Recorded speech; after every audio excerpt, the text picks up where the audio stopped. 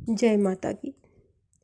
आप सभी का हमारे YouTube चैनल जय माता की में बहुत बहुत स्वागत है।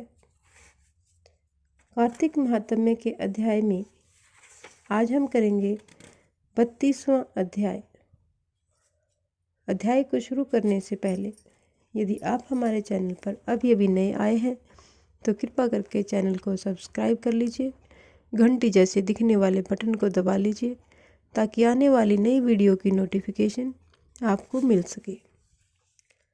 तो शुरू करते हैं 32वां अध्याय।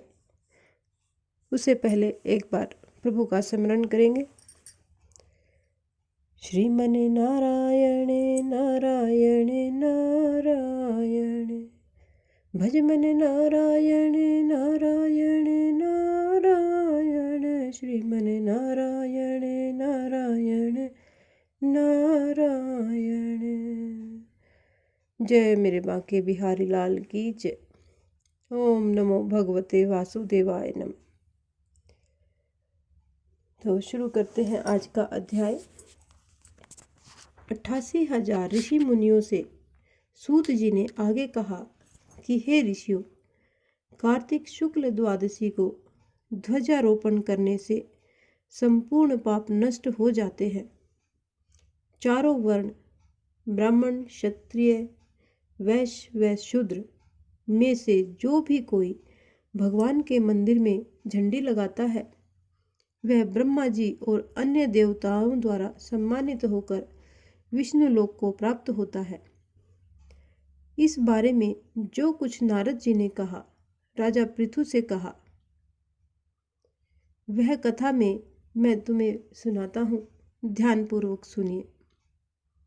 देवर्षि नारद जी ने कहा कि हे राजन, इस संबंध में एक अत्यंत प्राचीन इतिहास सुनो।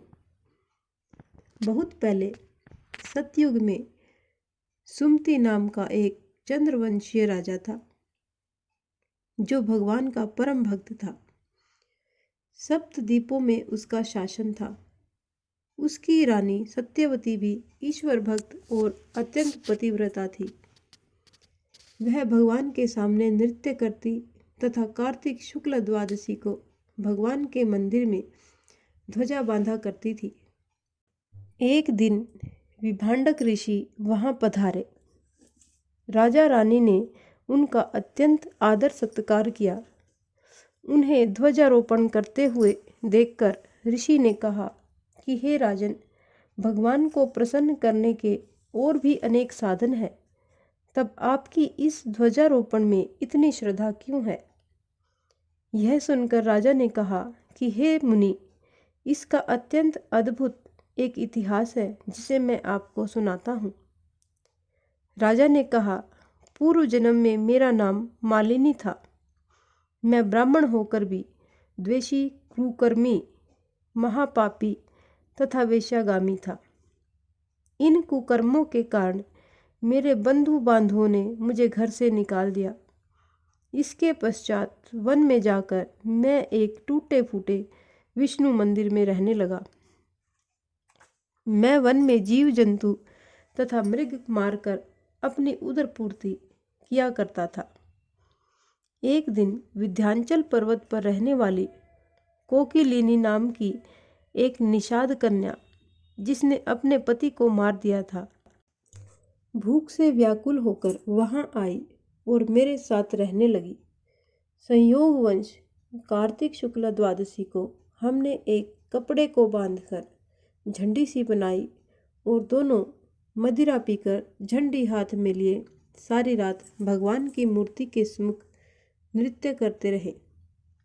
नृत्य करते रहने के कारण प्रातःकाल हम दोनों की मृत्यु हो गई।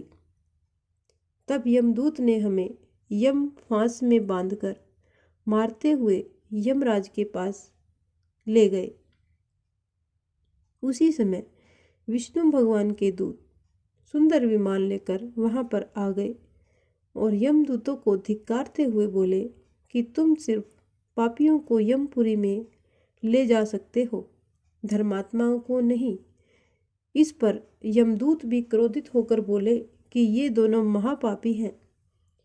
जीवन भर इन्होंने एक भी पुण्य का कार्य नहीं किया है। इसी कारण हम इन्हें यमपुरी में ले जा रहे हैं। तब विष्णु पार्षदों ने कहा कि यह अत्यंत खेद की बात है कि तुम्हें धर्म अधर्म का तनिक भी ज्ञान नहीं है। यह ठीक है कि जीवन भर ये पाप कर्मों में लिप्त रहे, परंतु कार्तिक शुक्ल द्वादशी को इन्होंने भगवान के मंदिर में ध्वजारोपण तथा नृत्य और गायन किया है। इससे इनके संपूर्ण पाप नष्ट हो गए हैं। अतएव ये विष्णु लोक जाने के अधिकारी हैं। भले ही इन्होंने अनजाने में यह सब कार्य किया है। इसके पश्चात विष्णु पार्षद हमें विमान में बिठाकर विष्णु लोक में ले गए। अपनी कथा समाप्त करते हुए राजा सुमित ने कहा कि पूज्य ऋषिवर, अनजाने में ध्वजारोपण का ऐसा फल मिलता है तो श्रद्धापूर्वक कार्तिक शुक्ल द्वादशी को ध्वजारोपण करने से कितना फल प्राप्त होता है उसका वर्णन नहीं किया जा सकता। इतनी कथा सुनकर विभांडक ऋषि तप करने चले गए।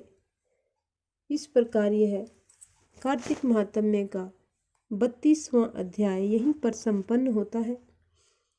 इस प्रकार की और भी अन्य धार्मिक रोचक कथा कहानियों को सुनने के लिए हमारे चैनल को लाइक करें, सब्सक्राइब करें और अपने मित्रों और प्रियजनों में आगे भी शेयर करते रहें।